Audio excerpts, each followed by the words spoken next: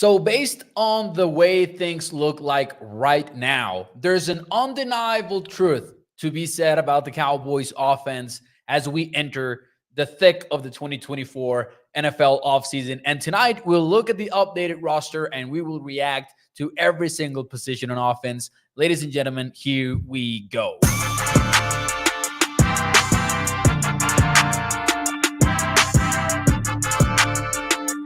What is up, everyone, and welcome into A to Z Sports Dallas Prime Time. I am your host, Mauricio Rodriguez, streaming with you live every Sunday through Thursday night at 8 p.m. Central here on Dallas On Demand Sports Talk Network.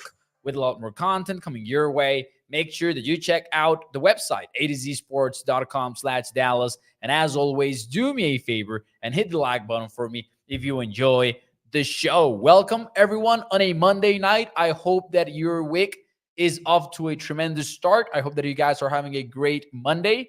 And I'm excited about talking some Cowboys football with you. There's not a lot of news really to be talking about. Over the last few days, even going back to the weekend, there's not a lot that has gone on. So tonight, I think it was a good idea to maybe, just like yesterday, take a bit of a pause and recap. But tonight, what we will do is we'll look at the updated roster for the Cowboys. We'll focus on offense tonight, and then we'll leave defense probably for tomorrow night, maybe for Wednesday night, Thursday night, depending on how the news cycle goes. But for now, we're going to look at the Cowboys offense, and we're going to look at the undeniable truth when you look at it and when you try to take something away from it. Spoiler alert, it's a step backwards. Like, there's just no other way of saying it. The Cowboys offense on paper is worse in 2024 than it was in 2023. Now, that's not necessarily an indication that the offense will be bad in 2024, which I think it will not be, because you still got Dak Prescott playing quarterback. You still have CeeDee Lamb playing wide receiver with a solid number two that is slowly building that relationship with Dak. You've got Jake Ferguson on the rise. And I don't think the offensive line is bad to the point where it would undermine all of that, but it is a step backward. And remember, the Cowboys offense was second in EPA per play last year, and Dak Prescott was second place in MVP voting. And what you had going for you in 2023 is just not something that you will have every single year, right? So the question is obviously, where do you go from here, and how well do you end up building this team? But tonight we'll look at position by position. We'll take a look at the offense, and we'll have some fun talking some Cowboys football in general. And I want to see your thoughts, of course, in the chat. In the meantime, by the way, let me say hi. We've got Stephen White. We've got Gregory. We've got John. Shout out to all of you. We've got Cam as well here in the chat. We've got Joe and Katharina, Mark, Aaron. Appreciate all of you joining the show. We've got Holly and Marco, who says, I like our young offensive linemen. I believe in Richards, Bass, and Hoffman. And we'll talk about them later on the show when we get to the offensive line. That's where the real debate is, honestly. Katharina says, hopefully they draft or pick someone up for O-line. Man, this is a perfect moment to make a parenthesis here and read you this quote from Stephen Jones. Man, it's wild. It's a wild quote. It really is. You know, NFL draft season is smokescreen season, unless you are the Dallas Cowboys, because Stephen Jones was out there and he straight up said the following. I think draft aligns a little bit with our needs. I think the deepest position in this draft is offensive line. Because of the depth at that position, there's a pretty good chance we take an offensive lineman pretty high in this draft. Like, man, what? What is this team? Really? Sometimes I'll ask you, what are we doing here? Right? Why is Stephen Jones going out to reporters and saying that? Like, it was a shocking statement to read. Could it be a smokescreen? within a smoke screen? I don't think so, man. I do think the Cowboys are very likely to pick an offensive line, but alignment. But man, I just saw that quote and I started laughing out loud. It was so funny to me hearing Stephen Jones be like, "Yeah, we'll probably pick an offensive lineman in the first round, right?" We'll see when we get there. But man, it's a situation that the Cowboys have put themselves in. You need an offensive lineman. Even if you want him to play tackle, if you want him to play guard, if you want a center, if Jackson Powers Johnson falls to you or something, but there's too many holes up front for you to not to use that first round pick on an offensive lineman. And I'm all for BPA, but I'm also all for just like admitting where the Cowboys are at and where they have putting themselves in, and just admit that, hey, they just it seems like something they gotta do more than something that they will be able to choose come draft day. Like they just absolutely need an offensive lineman. But as we look at the offense, though, before that, let's start with the quarterback position. The money position pretty much stays the same, and that's not the quarterback position. This is a quarterback position. You've got Dak Prescott as the starter, and then you've got Trey Lance and Cooper Rush behind him. And obviously, the big question here is if the Cowboys will end up carrying three quarterbacks to the season like they did last year, or if this is it for Cooper Rush. I really believe it might be it for Cooper Rush, which not only sets up an interesting dynamic with Trey behind Dak on the active roster, right? Which, man, if you're picking up that roster option for five something $1 million like the Cowboys, basically allowed earlier this offseason, and after you traded a fourth round draft pick, chances are this is going to be QB2 for you in 2024. There was a telling quote from Jerry Jones, also from the NFL owner meetings, that Jerry Epstein wrote about on Yahoo.com, where he basically said that something that Jerry tells his coaches, and this is the roster politics that we like to mention around Cowboys Nation. Jerry said that, hey, if you're going to pay them, then you got to use them. And that's kind of like and the actual quote is, if you pay them, use them. It's not you got to use them, but, pretty much the same message. So it seems like if the Cowboys paid a fourth round draft pick for Trey Lance, if they're paying him that money, chances are they're just going to stick with Trey Lance as the number 2 guy. And then Cooper Rush, who would open you about $2.5 million, I believe, if he's cut. Let me get you the actual number on that so you can get some confirmation. But man, Cooper Rush is set to make $2.25 million in base salary. None of that is guaranteed. And yeah, he would save you $2.25 million in the salary cap space if you cut him. He does have like a $625,000 dead cap, which is pretty low. Consider that, for example, Zeke and Tyron, they're taking up $12 million in cap space together. So yeah, that's pretty doable to cut Cooper Rush in a situation like this. Lawrence King says, doesn't Trey cost more than Cooper Rush? Oh, absolutely, he does. Yeah, that is correct, Lawrence, right there. So I do think it's going to be Trey. The question for me is Cooper Rush number 3, or is Cooper Rush straight up cut by the time, when the time comes for the Cowboys to finalize their 53-man roster? Now, I also think that if you do cut Cooper Rush, it also sets up a very interesting convo for 2025, because I know we're it's still a long time for us to get there, and we still need to see the Dak Prescott extension first before we assume anything else. But I do wonder what things look like, assuming they extend Dak, which I would say is more likely than not to happen. What happens with the QB2 spot where you didn't pick, or you're not picking, reportedly, the 5th-year option for Trey Lance? You let go of Cooper Rush, and suddenly you go into 2025 with no backup QB. Obviously, it's a pretty small deal to think about in 2024, but that's still something that intrigues me. But yeah, QB, not a lot of change. I do think QB is one of the positions why you still look at yourself as a contender, man. You can say whatever you want about Dak Prescott.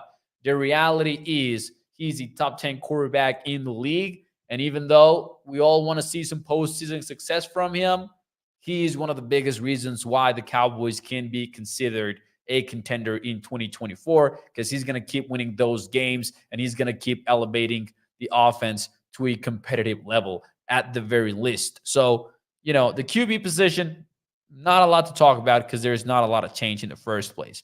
Running back is a little bit different because running back, man, I'm just so happy that Rico Dowdle can be in that graphic because not that long ago, he couldn't be. And when he couldn't be, you had Malik Davis as a starter with Deuce Vaughn, Snoop Connor, and Hunter Lipke right behind him in the rotation. But now the Cowboys have re-signed Rico, and I do believe if the Cowboys were to play a game today, Rico Dowdle would be running back one in that rotation, and probably it would be somebody like Deuce or Malik behind him as the number two guy. And then, Snoop Connor is maybe more of a wild card with Hunter Lipke being the fullback. Obviously, you're downgrading here. You can tell, you can say anything about Tony Pollard, but man, Tony Pollard would start above all of these guys if a game was to be played today. This isn't necessarily an opinion that the Cowboys should have paid Tony Pollard, which I am not convinced of, but it is definitely a reason to believe that the Cowboys are not done adding talent at running back. The question is, how do you go about that when so many of the running backs are off the market by now, and pretty much all that you can bet on is somebody like J.K. Dobbins, who is also dealing with a lot of injury concerns, and you wonder about his availability after playing so little in the last couple of years. Now, the fact about Rico is that he is quite talented. He is quite good. But as we've talked about here on the show, he's already dealt with ankle injury. He's already dealt with a hip injury and a knee injury. And he's missed significant playing time because of that. So it's just an awkward spot to be in where you're like, oh, my number one guy is Rico Dowdle, and my biggest question about him is availability. Like, when you're talking about the number one running back, that's just not a great spot to be in at all. So I understand the Cowboys not being, done at this position.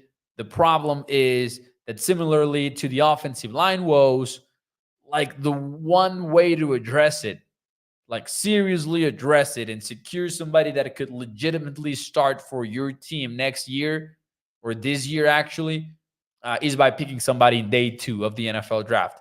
You're obviously not doing it in round 1. I don't know if they would do it in round 2. They would. Like, with the right prospect, they absolutely would pick a running back round 2. But if it's not round 2, then it better be round 3, right? Because the Cowboys are not in need of a Deuce Vaughn again, where they needed some depth, they needed a change of pace, they needed a playmaker, somebody with upside. That's not what they need right now. They pretty much need somebody to come in and either become the starter or be that 50-50 back for a running back committee with Rico Dowdle. That's how I feel about the running back position. But this is clearly a step backward for the Cowboys at running back. Hopefully, they're able to fix that, but that is one of the biggest changes for the Cowboys in 2024.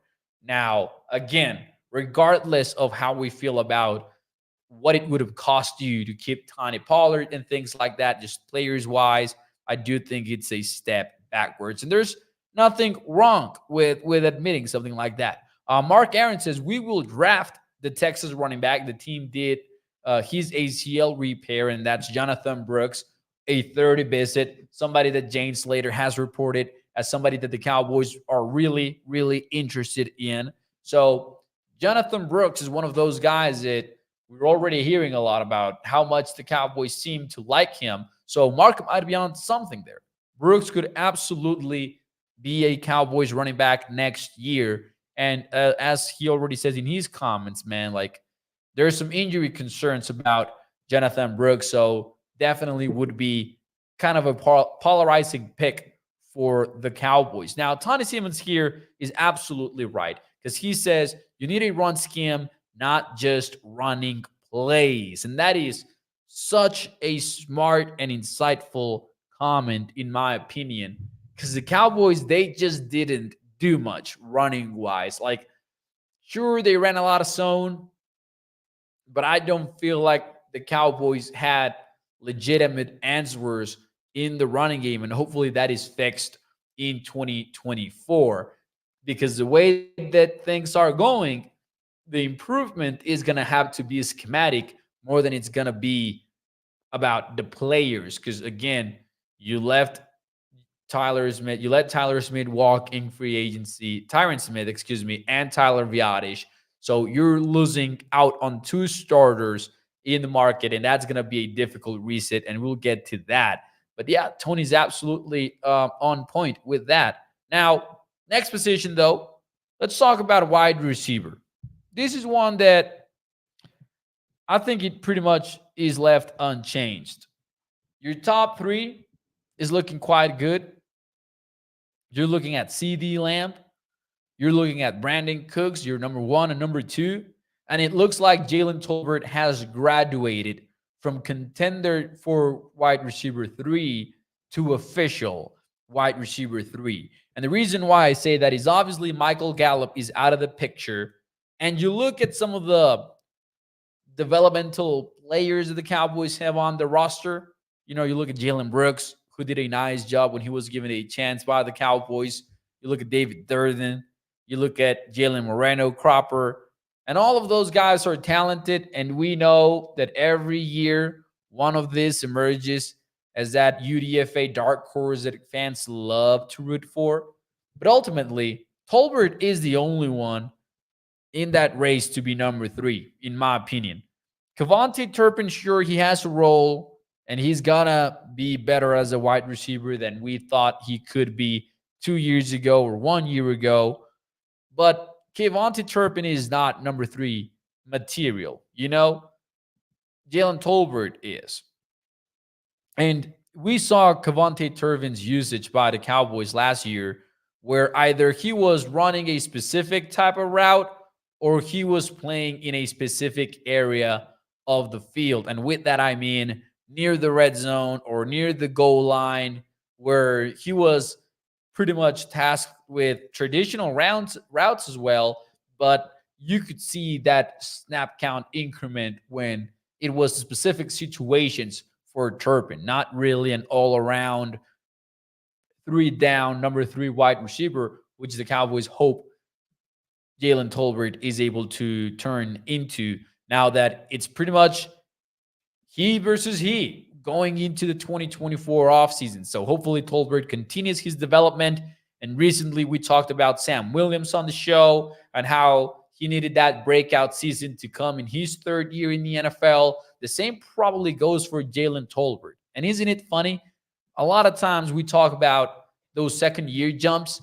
I think for the Cowboys, it's really about the third year jumps in 2024. Because I'm not sure we are entirely convinced that Schoonmaker is going to make a second year jump or that Amasa Smith is going to do it. I am more encouraged by the third year jumps from Tolbert and Williams that we might see pretty soon. Let's see what you guys have to say, though, in the chat. Cam says, just listening in, my feelings about the team is that it's going to be a easy one, a shitty one. Cam, I don't know that they're going to be bad.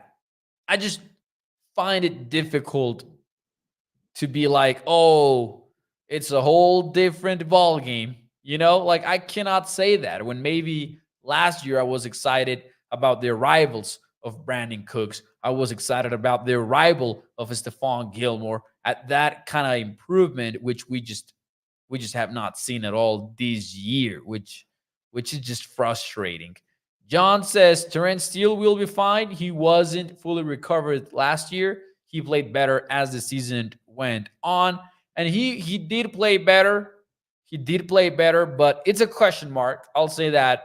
He should be better. I'll agree with that, but it's a question mark to me still. Now, as far as the wide receivers go, look at Martavis Bryant being right back on the mix there. He remains on the roster, so that's going to be definitely something to talk about. And Racey McMath, I wonder if the Cowboys add somebody in the NFL draft, maybe in day 3, it would make the most sense. Or if the right guy falls, could the Cowboys entertain picking a wide receiver?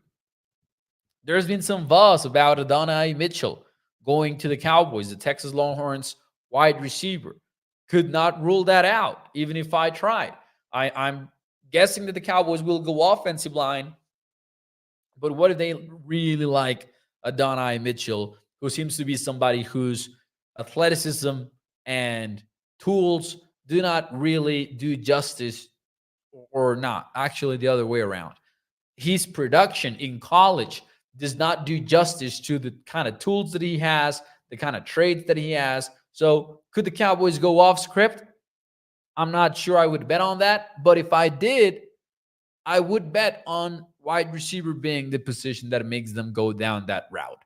Like if the Cowboys go for a non-offensive lineman at 24th overall, wide receiver would be one of the likeliest positions why they don't do that, in my opinion.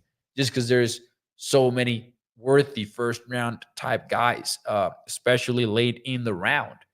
But yeah, wide receiver, not a lot to say. Also, a position that pretty much stays the same for me, unlike running back. But if we now move on to tight end, it also gets pretty interesting.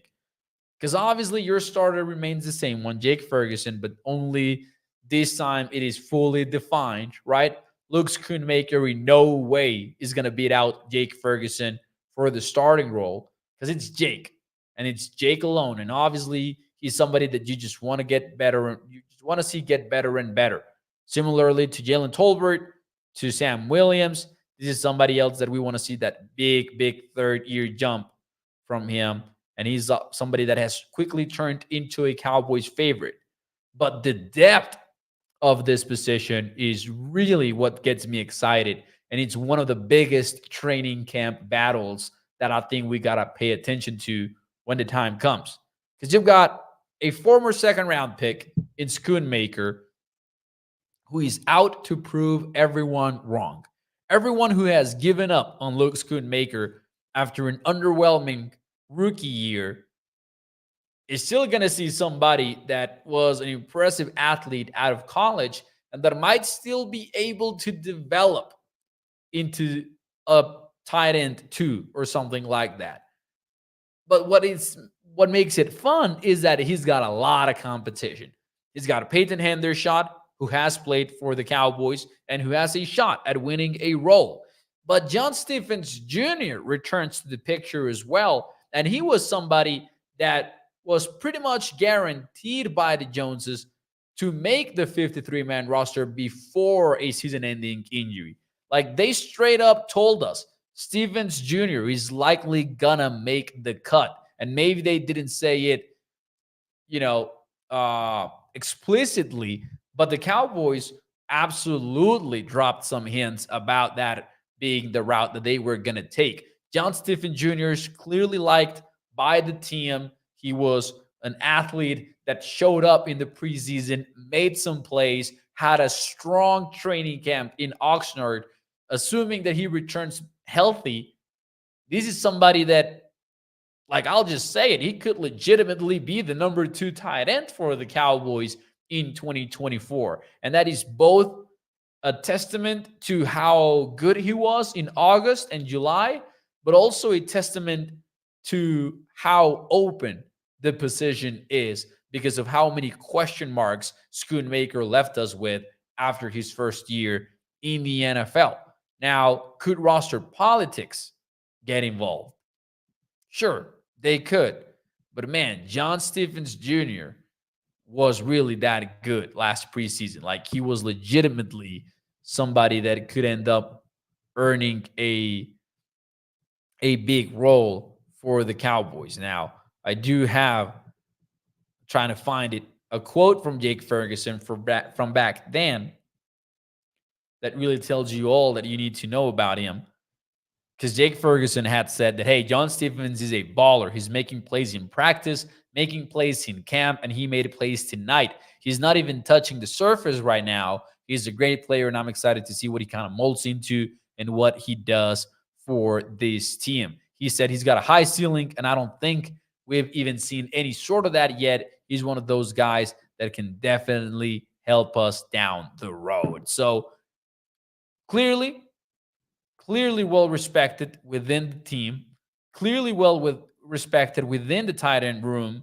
So I'm just reminding you, John Stevens Jr. might be an absolute option for tight end 2 for the Cowboys in 2024. Man, Tony Simmons says, hit the like button some more times. Hey, I love that. I absolutely love that. Shout out to Tony. Cam says, yep, for a college player, but I think this is on something else. Sorry about that. Holly says the front office listens to the 3 and 4 letter networks too much. Ooh-wee.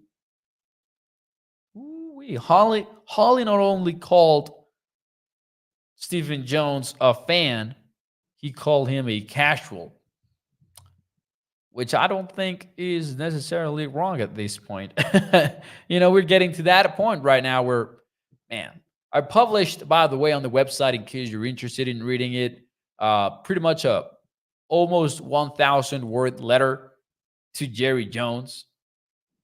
In case you want to read that, it's called Dear Jerry Jones, Please Just Stop Lying to Cowboys Nation. So you can check that out on the website if you want to, atozsports.com/Dallas. I had some fun writing that and just venting about the whole thing. Actually, Buckeye comes in with a question, and he says, what did Jerry Jones lie about? I haven't been paying attention. So that's a column that I wrote for ATZ Sports. Pretty much that's what that is all about. I'm not sure if somebody mentioned it in the comments or if you just happened to see that article, Buckeye, and maybe didn't get to reading it. Obviously, it's available in case you want to do it. It's pretty much just a letter to Jerry Jones, quote unquote, basically laying out some arguments about the way that they have handled the offseason. Before we get out of here, though, we got to finish the offensive outlook, and we got to go to the offensive line. Because when I talk about the undeniable truth about the Cowboys' updated roster being that the offense is taking a step backwards, this is where it is. This is where the whole explanation is. And there are several ways that you can set up the presumed starters for the offensive line, depending on what you think happens with Tyler Smith.